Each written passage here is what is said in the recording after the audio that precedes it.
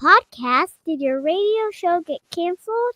This episode of the Pete the Planner Show brought to you by Tyrese Halliburton. Oh my gosh, Pacers steal game one.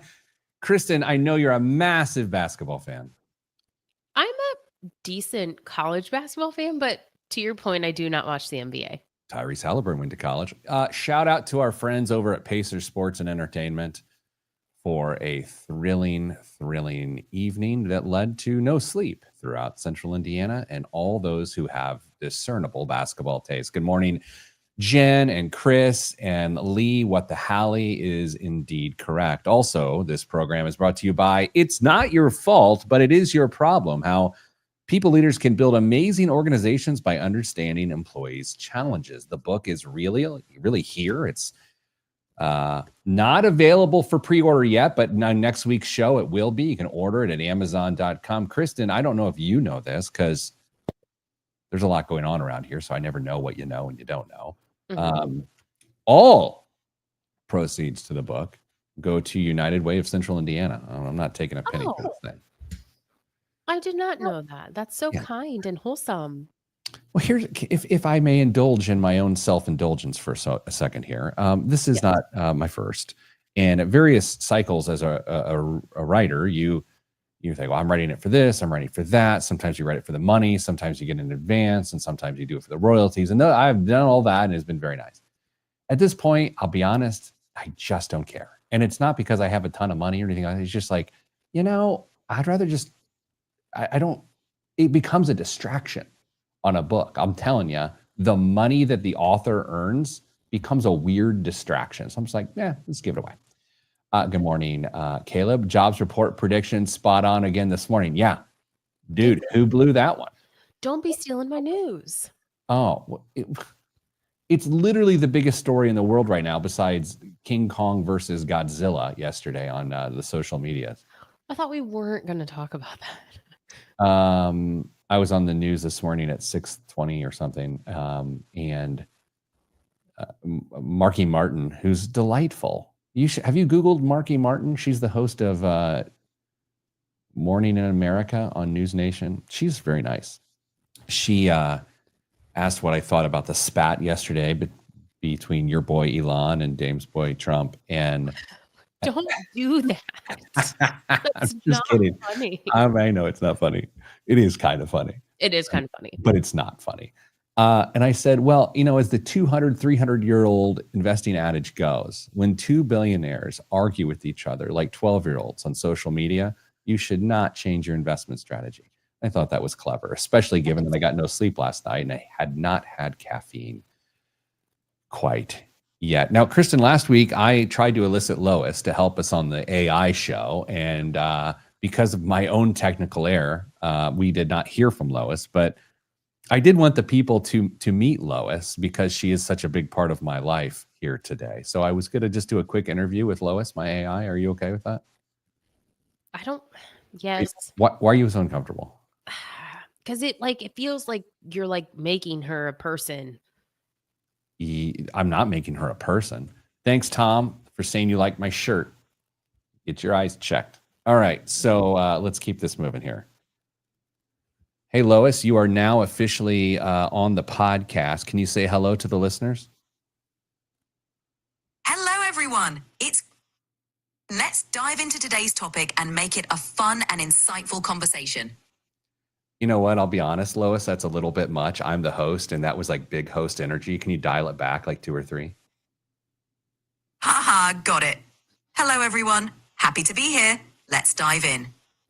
That's great. Now, Lois, at the beginning of the year, we picked stocks on this show as the best performing stock of the year, worst performing stock of the year. This is not for real investment purposes.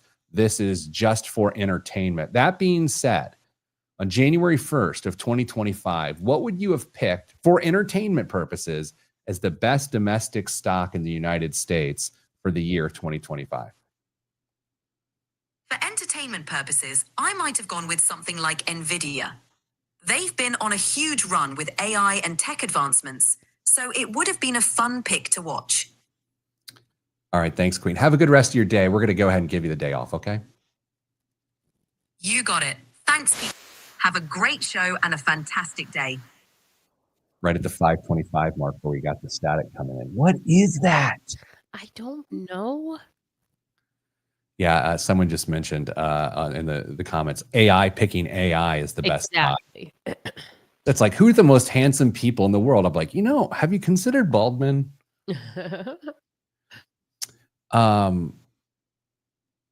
So yeah, let's do a show. As Jeremiah notes that we may not have time for AI fun like that because we're trying to get this going. By the way, have you listened to Boss Hog of Liberty recently, Kristen? Who's got the time? Who's got the time? I Only kid, 168 hours a week. You can only listen to a half an episode a week. I kid. But no, I haven't. I haven't really been consuming a whole lot of media, but Oh, really? not really, no. My workout thing has gotten a little silly. I'm going to be honest. You know me, I get obsessed when I get on something. I can't. I'm either 1000% in or I'm literally not in at all. And I'm 1000% in right now. Correct. Is this like the Peloton phase? This is way beyond the Peloton phase. Oh, This is the number of supplements and amino acids and things I'm taking right now is dumb. It's dumb. yep. Some BCAAs. Why not just eat eggs? Caitlin Moore says that she big news there. Caitlin notes that she's more uncomfortable with the AI there, as well as or more uncomfortable with AI is she is the baby voice. So that your sister's just weighing in. Caitlin Moore. Got more takes now. More takes. I think she actually did change her name. So I think that's not just Facebook official. I think that's official. Elanius girls are running wild. They are. Our parents are really disappointed. They should be thrilled. They should be very proud of you. Jeremiah says they had Jack's Donuts CEO on this week. Not helpful for Pete's Greek yogurt diet. It is a game changer. All right, let's go. Dame's what on 1 week sabbatical? What is he doing? I don't know. I can't keep track. I feel like Dame, I don't know how he saves all his PTO for the fun summer and we're all here just like working away. Is he possible he's in DC shaking his fist at Congress? Like I feel like he's actually protesting on the Hill. Yes. Oh man. All right. Let's keep it moving. We have a show. You programmed it. So I appreciate that. You're welcome. All right. Good morning, Leah. Good to be with you. Dame is not suspended, Jeremiah. Dame is definitely, if anyone ever gets suspended on the show, we all know who it's going to be. Absolutely. Yeah, good luck running the tech on that show, Kristen and Dame. Nope. We'll just have a little show sabbatical. All right. It is odd. Like at some point I'm going to get suspended from the show and I don't even know who's going to suspend me, but it feels very likely. Oh no, it's been a long time. I feel like it's just like this has been a threat my entire existence back to first grade. It's always like if I'm just a millimeter from a joke too far where I'm like, oh, I'm in big trouble here. And occasionally you cross the line, but you learn that in elementary and then middle and then trips to the principal's office again in high school. And you just kind of get one per school and it calibrates you right. I could relate to nothing less than what you just said. I feel like I may have gotten in trouble in college too, but I don't remember. Chris notes that Lois, my AI, will likely eventually suspend me. Let's get going in 3, 2, 1. This week on the Pete the Planner Show, we answer your money questions. Here's how the show works. You email us askpete@petetheplanner.com. That's askpete@petetheplanner.com. And I check that email address. In fact, I emailed someone back from it just this week. If you email that email address, you may get emailed back. Your topic, your question may become this show. This show is co-hosted by none other than my friend Kristen Elanius. Hello, Kristen. Hello, Pete. And Damian Dunn, who is currently suspended. No, he's not. He's on vacation. Kristen, you sent me over a note yesterday, and it really struck a chord with me because it's one of those things that I've noticed in my 25 years in the financial business that is worth talking about, that is rarely talked about. Why really smart people make really dumb money decisions. So this entire episode is dedicated to understanding why really smart people make really dumb money decisions. Now, if you're listening right now and you're not smart, still, well, clearly these people Smart. listening have poor taste. Yeah, if you're not smart, you don't fancy yourself as smart, even in like this reverse psychology way where, you know, people are like, oh, I'm not that smart, but they're like, oh, I'm really smart. If you don't fancy yourself intelligent, and I'm being sincere here, you're going to see something that you've witnessed and observed amongst people who consider themselves intelligent, and it's honestly going to make you feel better about yourself. Now, if you're listening and you fancy yourself intelligence, prepare to see your life flash before your eyes right here on the radio. Kristen, where shall we begin? I think we start with the stat from Lending Club in 2022, which was that 45% of Americans earning over $100,000 reported that they live paycheck to paycheck. All right, I could spend an hour and a half on this statistic because there's so much within it. Let's just start with the percentage itself here for a moment. Nearly half of Americans who earn more than 100,000, who earn six figures or more, nearly half live paycheck to paycheck. I don't believe that can be explained away with cost of living. Do you? I don't think so either. And it's so interesting because when you're talking to someone as a financial professional who makes less than, and everybody always calls it like six figures, right? Yeah. Someone who makes less than six figures, that's like this arbitrary like finish line almost, where it's like, well, when we make six figures or when I make six figures, I feel like I will have this financial freedom. And then what we see is that those on the other side of that, almost half of them are reporting that they're still living paycheck to paycheck. Totally. You know, beyond that, I think because of social media and because of influencers, I think this is harder than ever before. Now, we're not saying people are not smart when they find themselves in this situation. We're also not saying that you have to be smart to make six figures. I think what we're saying as we explore this idea is that it does take a certain level of intelligence to put yourself in a position to make a certain amount of money. However, it also requires a pretty good set of disciplinary actions to remain solvent and stable during those times. Yeah, that's interesting because you said social media. That feels a little old man gripey-y to me. Well, I don't know if you know this, but I am an old man and I am gripey. So what it is, fam. Okay, we can blame social media, but also, and we had this conversation a long time ago on the show, it's not just about social media, it's about the negotiables of life are just so much less than they used to be. I mean, people love to blame things like inflation. Like, I feel like my paycheck's not keeping up. To me, it's not just about inflation. I think what people are really saying when they're making those points or those complaints is that they feel like so many of their dollars as a percentage aren't negotiable, that I have to pay for more than I've ever paid for before. And those things just cost what they cost. I know in segment 2, we're talking about some smart people traps, but I'm going to get one out right now. And since I'm wearing the old man hat, primarily for sun protection, since I'm follically challenged, Kristen, I believe today people spend way too much on housing and they blame the market for that when in fact they should buy less house that isn't as nice as they wish it was. I don't know the grammar there. I think that's a big issue. I think people, because of media and the internet, they have a better look at other people's lifestyles and therefore they try to emulate it. And that is one of the number one reasons why people live paycheck to paycheck, because they're living beyond their means because of social pressure.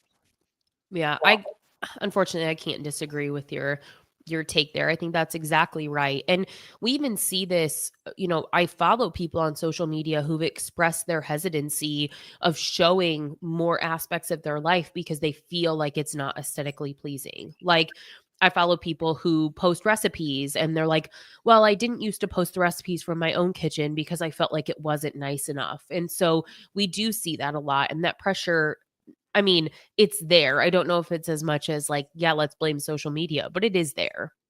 Let me give you two really personal examples of this. The first is, again, I'm bad with time. If you ever listened to the show, I have no idea when this happened. It's probably 2012-ish.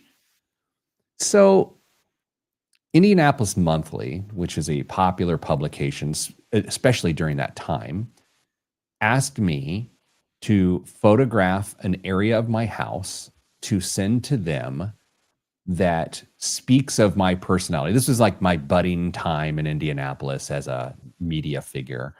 And it was like they'd take Indianapolis style celebrities, which is nothing, and they would ask them to put a picture of their home or their special space so people could get a feel of what they're in. So I sent in a picture of a space in my house, and they never ran the feature. Right? They didn't like your courtyard? They didn't. I didn't. I don't know if I took a picture of the courtyard. I was this reading nook in my basement that I thought was nice, but it's to that point of I was fine with it. I was happy. I didn't feel bad about it. I sent it into this lifestyle magazine. It's like, nah, this isn't good enough. And I'm not hating on them for making that decision, but it shows that there's this standard of perceived wealth and stability that isn't to be trifled with. Yeah, you didn't make the cut. Your reading nook wasn't it. I never told Mrs. Planner that because I think she would have felt bad. And since she doesn't listen to the show, she'll never know.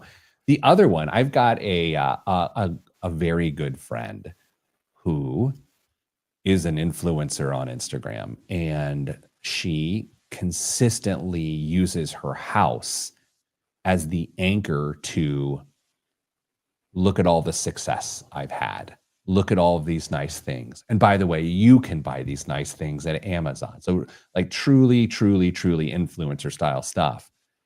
And I look at it and it's beautiful. I mean, it's literally just a gorgeous home.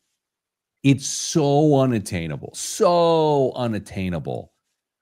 for 99% of her audience, yet it's held as the gold standard. And you can just feel people getting out over their skis to get that done. Yeah, that's tough because again, you see this picturesque home, and of course, everybody wants that. But to your point, like not attainable. It is really nice.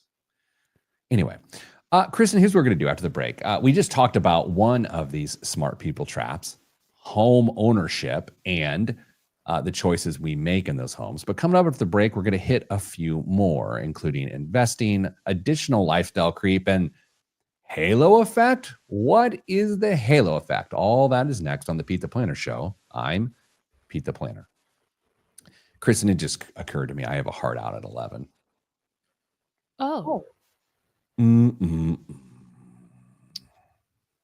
Good. Pete's doing a great job. Everybody's happy with him. Next. Okay, let's move on. Can we go? Yeah, I guess you have a heart out. Yeah, Sure, and you've got a coughing fit on the horizon. Don't speak. What losses did you take? These are a mixture of different Halls cough drops that were just in my closet. You have closet lozenges? Like my hall closet where I keep my like extra towels and stuff, Wait a second. It's not where you keep. I don't have a closet in my bathroom. Oh, okay. What? Like gotcha. like storage area. So like all the extra stuff is in the hall closet. Yeah. I don't know who this is because it's a username, so I don't know. I do think the jump from magazines to social media makes it feel more like everyone is living like that. and it's normal and something you should be able or trying to keep up with. Yeah. There we go. Do we take viewer questions? Hello, Ryan. Ryan. Thanks, Ryan. We just did Ryan. yours. Yeah. Just took that question. Yeah, we do. If you got a question, by all means, put it in there. We'll do what we can. Ryan and I went to school together. He's aged better than I have. Still has Good his for you, hair. Ryan. Linen closet is what you're referring to, as he notes. I just think it's odd that you've got like towels and lozenges in a door room, which is a closet. And like my nail kit and stuff like that. This is getting weird. What's a nail kit? I have an at-home gel nail kit. That means nothing to you. Is this like screws and nuts and bolts and nails, like a nail kit? No. Nails. Oh, fingernails. Correct. In 3, 2, 1. Back on the Pete the Planner Show. Our goal is to nail this episode of the Pete the Planner Show, talking about why do really smart people make very subpar, suboptimal, vis-a-vis dumb financial decisions. Joining me is expert in all things dumb decisions, Kristen Elanius. Kristen, is that how you wanted to be introduced? I love it. Right? That's so accurate. Perfect. Kristen, can we talk about overconfidence bias? I tend to think this is more prominent in male humans than female humans, but I would love to talk about it. You know, I feel like that is true.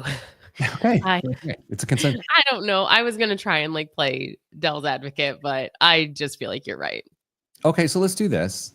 There's a Fidelity study that suggests that 77% of investors rated themselves above average in investing skill. And the funniest part about that, of course, is that's actually impossible.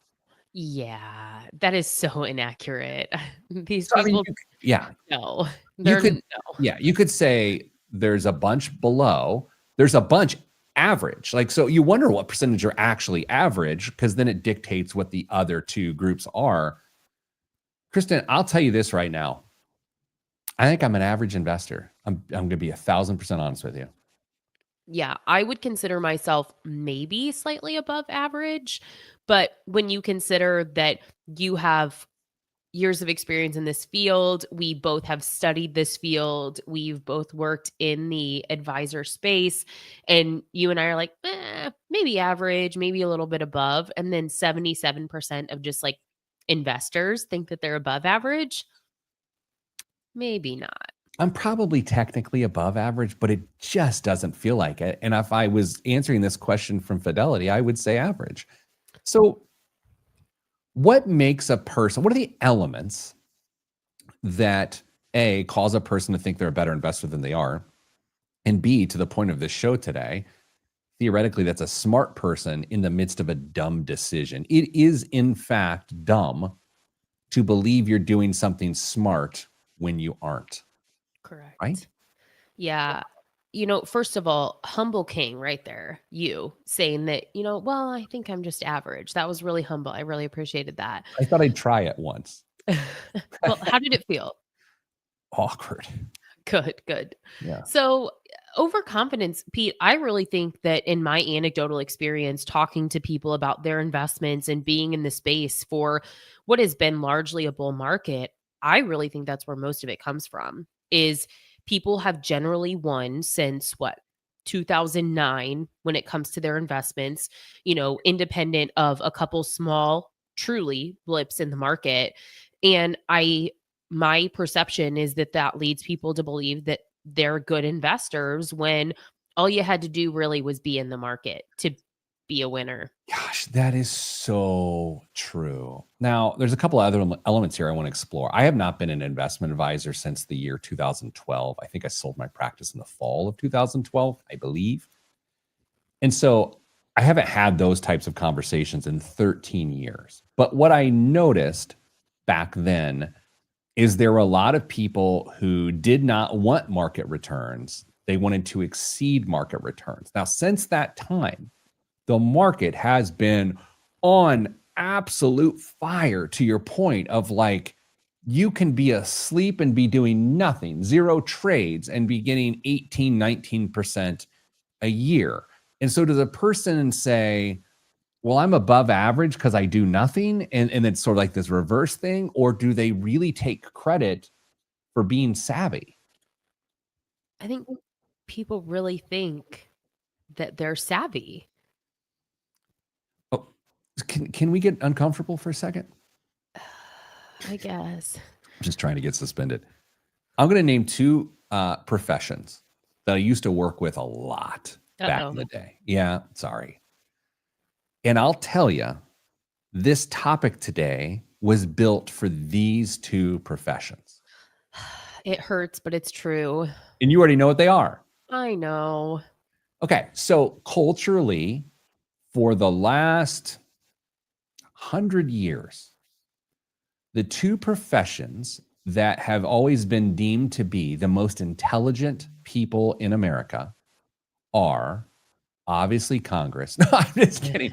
Attorneys and physicians. Yes. Attorneys and physicians. These people are really smart.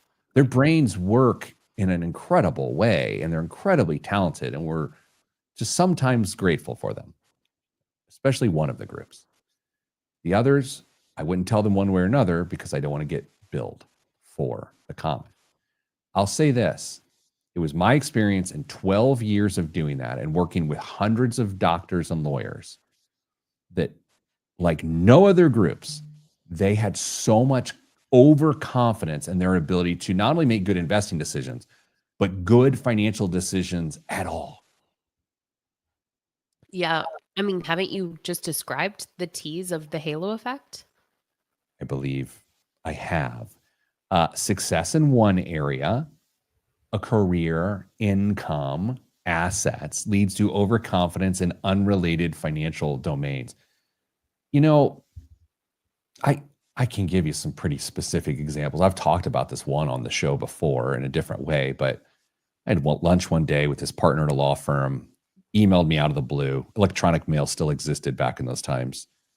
My voice extra deep today. I'm really feeling like Barry White. I like it. Oh. Yeah, very bass heavy. Anyway, so we are eating lunch. And he's talking to me about his financial life. He clearly has something on his mind. He wanted to get off his chest. And he said, I make $400,000 a year. And the good news is I only have $100,000 in credit card debt. And it was the tone of the word only. Had he written it, it would have been italicized. And I'll never forget it. I remember I was eating a burger. I was at Petite Choux in Broad Ripple. I know the table I was sitting at. Sounds like such a place to go to a lunch to have this conversation. I'm taking the burger to my face, and he says that, and I just, before I take a bite, I put the burger back down. I'm like, tell me more. Tell me more about that. That's wild. That is wild to think that you have a quarter of your gross income, which at that income level, the word gross is really important there.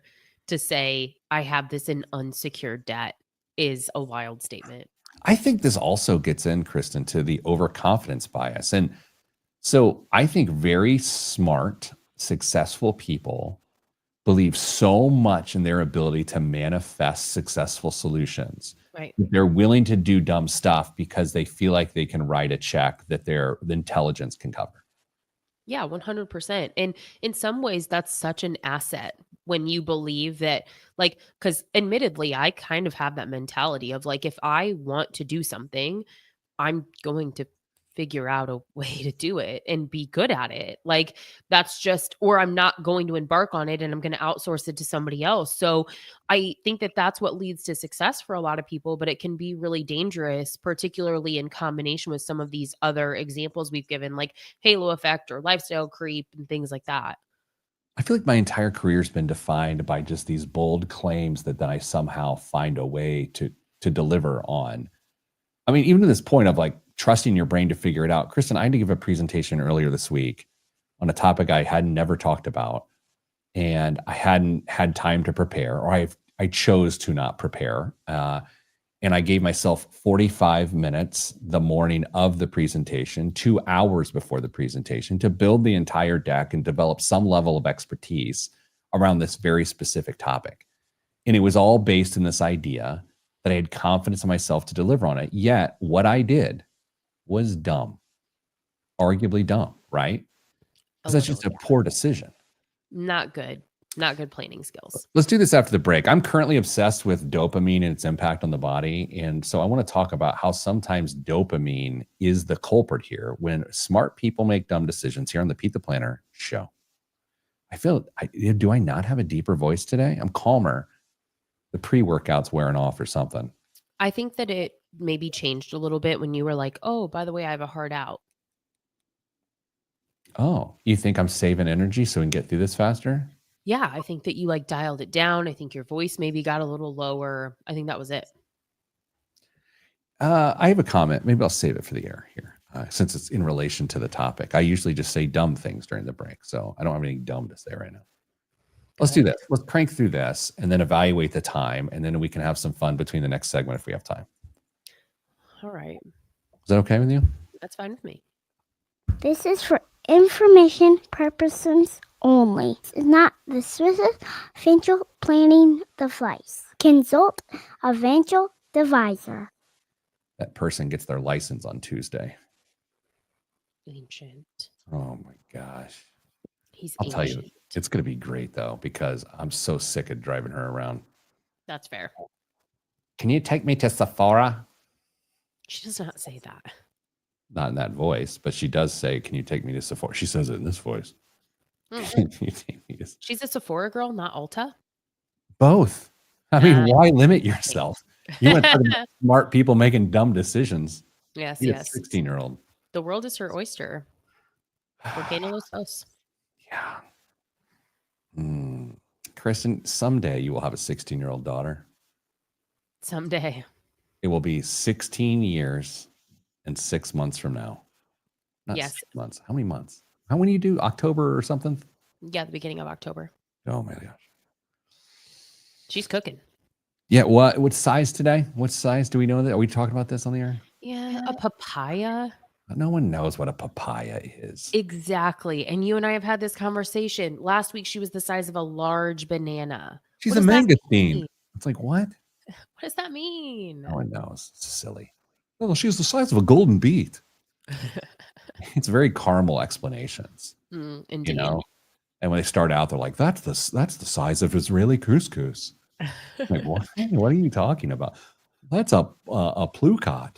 Well, and I also feel like, is this a genetically modified sweet potato or an organic sweet potato? Because there's quite a difference in size. Let's be real. It's a pomelo. Okay, let's I go. don't know 3, exactly 2, 1. Back on the Pete the Planner show, trying to put a little fruit in your weekend fruit basket here on the show. What does that mean, Kristen? I don't know. What that means. Hope you're having a good weekend, everybody. If you're listening on the podcast, which you can find at wherever you get your podcast, just search the Pete the Planner show, the Pete the Planner show, that is, or watch the show on YouTube, which more and people are doing. I can't talk now. YouTube.com/Pete the Planner. Kristen today talking about how very smart people make dumb financial decisions on a regular basis. And now we want to explore the idea of how to outsmart your smart self. How can we put some behavioral tricks and processes in place so we outsmart ourselves trying to do smart things when those smart things end up being dumb? Indeed. Okay, well, let's get after it. How about this idea of friction design? Como se dice friction design? What is that? What are we doing here? So this is very James Clear Atomic Habits, which is this idea that as people, we are less likely to do things that we have to put in more effort or there are more steps in order for us to achieve. So the idea is to put friction between you and the bad habit that you're trying to break. So maybe you unlink your Apple Pay from your phone at the convenience store, or maybe you remove your credit cards from your Amazon Prime account. You know, this doesn't work if you're someone like me who is, for whatever reason, able to memorize these numbers. But removing your cards from your browsers or not saving them to your digital wallet a pretty easy way to get in your own way when it comes to purchasing. You know what is fascinating about that list you just gave is that it is incredibly 21st century. And I don't mean that critically, but what's weird to our earliest part of this discussion is some of these challenges do feel modern. They do feel antagonized by digital reality. Whereas if you're a smart person making dumb decisions in the 1980s, you're just like spending a lot of money to feather your hair, drive a Camaro. I don't know. But these definitely feel like modern solutions to modern problems. They are. And I have a really good example of how I did this very thing, which is where I should have put a little friction between me and a decision. So we just recently purchased a new house, and our outdoor shop does not, which Damien would probably call a barn, but our outdoor shop only had one key. And that's a really dangerous thing in our house, to only have one key to a lock, because my other half is really, really bad with keys. So instead of going to the hardware store and making another key for what, couple bucks maybe? I don't know, when I've not made a key and I couldn't tell you how long. I bought a digital lock. That's a modern solution to a modern problem. That was it a Schleg? It is not, no.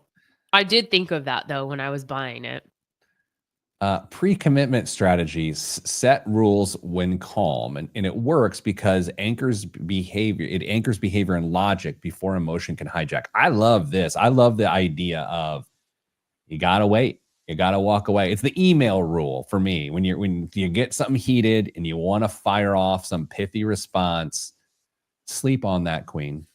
Yeah. And I also, there was this study, and I can't remember the exact percentages, which always makes me look really credible, that was done about when persons pre-commit their tax refunds and how much more likely they are to then save those dollars if before they know the amount, they say, I'm saving 50% or I'm saving 75%.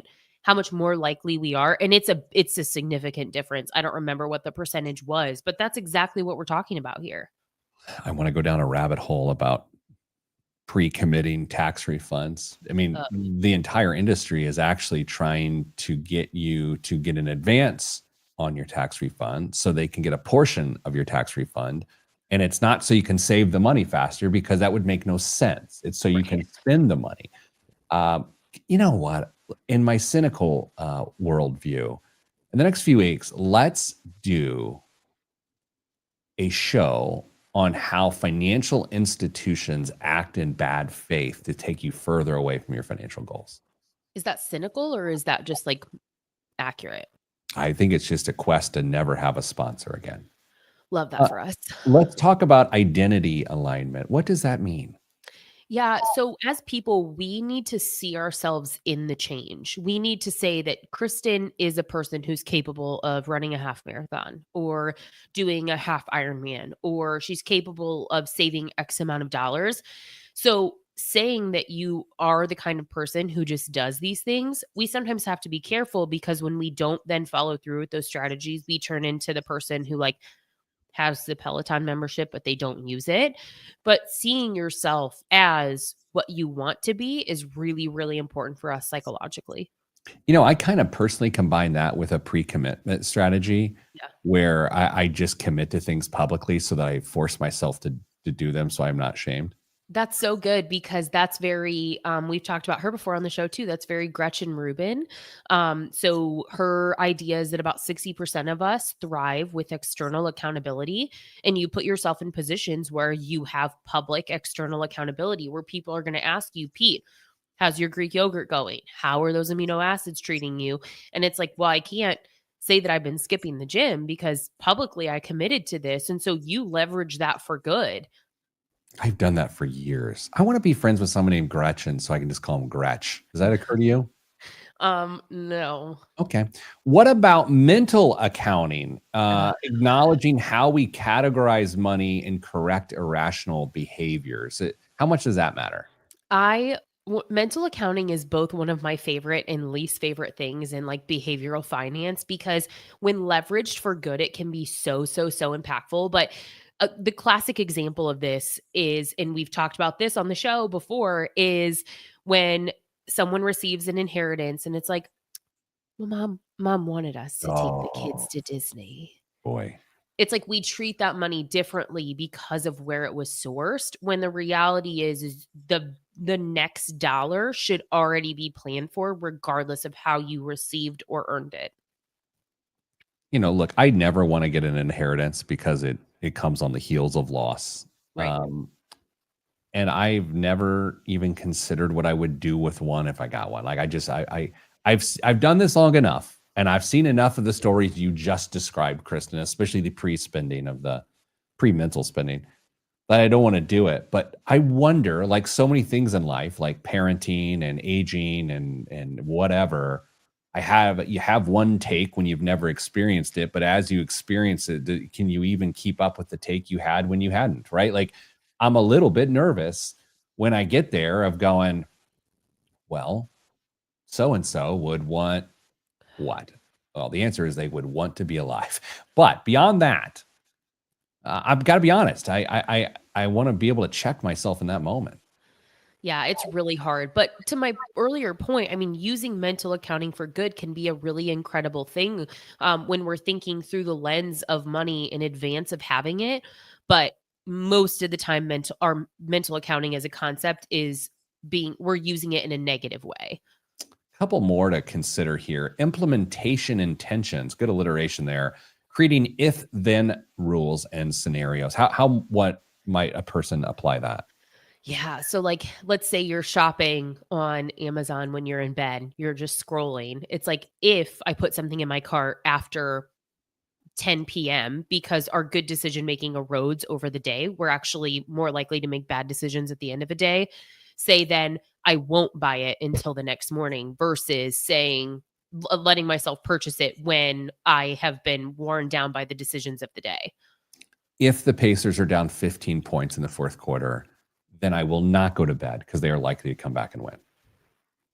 Yes. Yeah. Finally, social proof. Recognize how peers influence spending patterns. Is that like the public accountability or not? I think it's more like follow the people who emulate the life that you want to lead versus or people that look like you or look like your goals, but being mindful of maybe what it takes for them to achieve them. It feels so dangerous, if I'm being honest, because it feels like you want to emulate their material possessions as opposed to their mindset, because you might not know their mindset. But if you do, by all means, follow a mindset. Yeah, that All one right. is a little tricky. A little tricky. Speaking of tricky, it's coming back is the biggest waste of money of the week and the news right here on the Pete the Planner Show. Boy, that was good inflection at the end of that word. I like the NPR-ish tone of my voice right now. I'm very calm. I'm glad that you're enjoying it. I hit my desk in that segment. Oh, You hit your desk. you didn't see it? It shook my computer. Look, I don't know anything about computers. I'm not a doctor. Right. You know what angers doctors? And it certain doctors, This feels like a trap. yeah, absolutely a trap, is when you're in their office and you call them by their first name. It just, I kind of love it. I kind of love it. I don't know why. Just feels like, yeah, I went to college too, Gary. I don't feel like my OB would be that mad. Do it next time. I don't see her for a while, though. Well, do it next time. Okay, I'll try and remember. Or what better yet, ask if you can call them that and have them say no. Yikes, that's so awkward. Yeah. Hey, can I call you Carol? No, Can I my call name you is Debbie. Mackenzie? No. Oh, sorry. Yeah. Anyway. Let's go. Oh, how much time we got? 16 minutes left. We got a 9 minute and 40 seconds. We can have 3 minutes of frivolity if you want. Can I offer you 180 seconds of fun? Yes, please proceed. Oh, I don't it feels forced now, but yeah. oh boy, this does feel forced. In about a week, people will be able to get a copy of It's Not Your Fault, but it is your Yes. problem. I enjoy it. It is good. I don't know. I think it's a good book. especially for people who care about this sort of stuff, which are like executive leaders and HR people. Yeah. You know? Yeah. I think about it through the lens too of like as a leader at an organization, but maybe you're not in HR or maybe you're not an exec, but you're like middle management. I think the premise of the book is a really great read for someone like that because you can look through the lens of how to be thinking about these decisions before you maybe get to those leadership roles. So I think it's great for even more than that. There's a little pull out section. You know how graphically a section can be pulled out with like a little Yes. box or something? This section is called Daily Pay, the vaping of financial wellness. So there's hot takes. I have a call on Monday with the CEO of one of the largest daily pay companies in the world. So I hope he doesn't do research by listening to this podcast. That's Such an idiot. feels so dangerous. It's so dumb. Pete's doing a great job. Everybody's happy with him. All right, let's go to biggest waste of money. Okay. It's just me. Audience, can you please guess since Dame's not here so that Yeah, guess quick. I can everybody. look less dumb? Thanks. Well, 3, 2, 1. This week's biggest waste of money of the week, right here on the Pete the Planner show, is the Jacob & Co. and Bugatti Calandre table clock. Having teamed up before on intricate supercar-inspired watches, Jacob & Co. and Bugatti. I'm saying timeout. Hold on. Where's my timeout? Timeout. I'm saying Bugatti like a hill jack. Bugatti have come together again on a Type 41 Royale-inspired table clock, dubbed the Calandre, which translates to radiator grill. Timeout. How does Calandre translate to radiator grill? That seems made up. There's Truly. no way. All right, we're jumping on the Google. There's no way. You dismissed Lois for the rest of the day. This was a perfect question for her. Okay, I could have asked Lois, but she was freaking me out. Okay. And you told her she got the rest of the day off. It does translate to radiator grill. No. No way. Anywho, back on the show. Complete with a bold red Bugatti macaron at the top. On the sides are a pair of intricately sculpted dancing elephants crafted by French crystal maker Lalique, which are a callback to the Royale's hood ornament. The clock is powered by an 189 component Jacom 58 movement with a vertical flying tourbillon prominently featuring at 6 o'clock. What are these words? I don't know. Itself a callback to the complication's historical use as a way to combat the effects of gravity on vertically mounted timepieces. Oh my. Man, you know what? Time out. Timeout. Don't you The hate effects of gravity? on vertically mounted timepieces? A big problem in our. And I think about this. Keeps World me hunger. up at night. Yeah, there's war, tariffs, and vertically mounted gravitational impact of timepieces. Kristen, how much does this stupid thing cost? This thing is, first of all, it's a miss that Dame is not on the show. This you should have saved for him. I feel like he would have loved this copy and correcting your pronunciation of words that are probably related to cars that he actually knows how to pronounce. It's got crystal, it's Bugatti. This thing is, you know what? This thing is 6 figures, Pete. Big Rick Swink suggests that is $155,000, when in fact the price of the Jacob & Co. by Bugatti Calandre table clock is $240,000 American dollars. Kristen, what's in the news this week? Americans are finally saving almost what they're supposed to for retirement. Workers are putting away a record share of their income for retirement. The average savings rate in 401k plans rose to a record high. Okay. What Does is this the include record the high? match? Does this include the match? It does include the match. It does include the match. Yes. And this is according, do you want to know who reported it? I feel like it was Fidelity. Okay, well, that's who I thought it was. 9.2%. 14.3%. No way. So says Fidelity, No according way. to a Fidelity Investments analysis of millions of accounts as reported by the Wall Street Journal. I don't buy it. Okay, so rates have risen from the 13.5% in 2020, according again to Fidelity, the largest administrator of 401ks in the nation, with about 25,000 client companies. Today's savings rate includes, do you want to guess what the employer contribution of that 14.3% is on average? Well, I counted in my head for 4, but the answer is probably 6, 4.8. which is neither 4 nor 6. It's right in the middle. Okay, Sort of. 4.8, and the other one was 14 point what? 14.3. So people are putting on average 10.1% of their income in. So the context here is that there's a couple things that follow up with this. So more than a third of companies that use an automatic enrollment now start workers at 5% of pay or higher with an automatic increase. Okay, that's fair. So it's part of it. That is totally, I mean, plan design is working apparently, because prior to that function and that ability, we were scraping 7%. So do you want to guess generationally what Fidelity reports the average contribution rate is? So we've got baby boomers, Gen X, and millennials. Who puts the most in? Or the percentages of each. Oh, I'm going to go 15% for boomers. Okay. I'm Gen going X. to Gen X. And this is total contribution, or what is it? Total. Yes, this is also total. Oh, well, I want to go to 19% for boomers. Okay. I want to go to 16% for Gen X. And then millennials? Yep. 13%.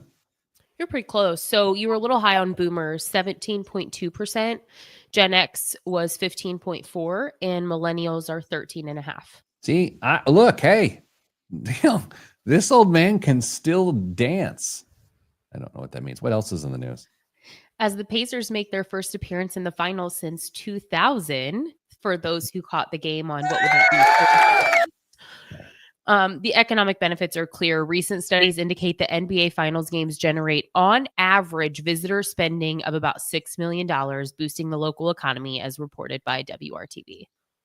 That's nice. One of my best friends forever, since 6th grade, is deeply involved with conventions and those sorts of things in downtown Indy. And occasionally he'll tell me about the impact of these big events. Like, I think once he told me the Indianapolis 500, the Indy 500, I'm going to be making this up. It's something like a $750 million impact that the Indianapolis Motor Speedway has a year on Indianapolis. I was just like, man, that's a lot of money.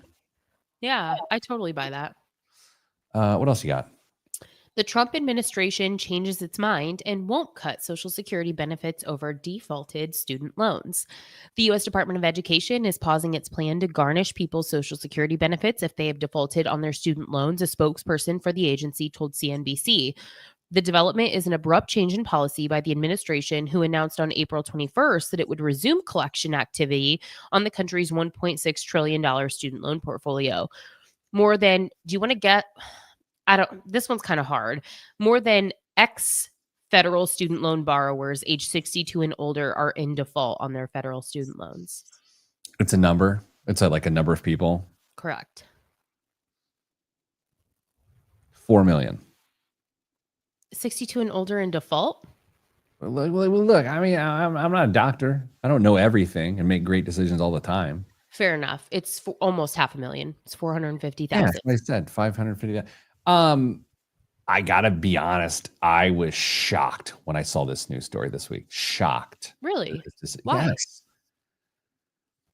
It goes again. I don't want to say it. How do I say this differently? Say what you mean. Mean what you say. I thought that there was an appropriately hard stance on student loan default that has come out over the last 6 weeks or so.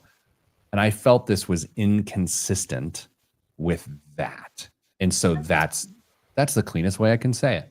That's fair. I also think it's an interesting take, because if someone is their argument was that a large percentage of these people, though it didn't say in the article, would be on Social Security or drawing their Social Security. The reality is, if these persons were on an income-driven repayment plan, their payment would likely be little to nothing anyway. So I don't know if it's just a way for the administration to make it look like, hey, we're giving a reprieve for our aging Americans that has existed since the beginning of IDR plans.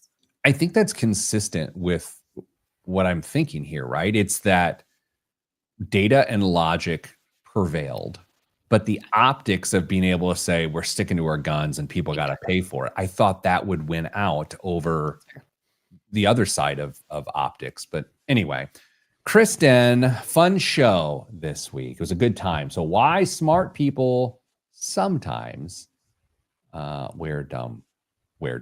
make dumb decisions. Anyway, well, that's it. I'm out of words. Kristen, have a good weekend. Thank you. You too. Everybody else, sending you good vibes, because good vibes are all that's in the budget. I'm Pete the Planner, and this is the Pete the Planner Show. Jason asked, why isn't Pete here in a Pacers jersey? Well, I wore my Pacers jersey to work yesterday. Kristen, I did not wear an undershirt. I just brought the big guns out and made everyone uncomfortable for 8 working hours. Dave Portnoy did the same, so good call. That's a low blow. What are you doing? You did it on purpose. I did. It's more shocking coming from an old man than it is from... How old do you think Dave Portnoy is? 43. Honestly, don't know.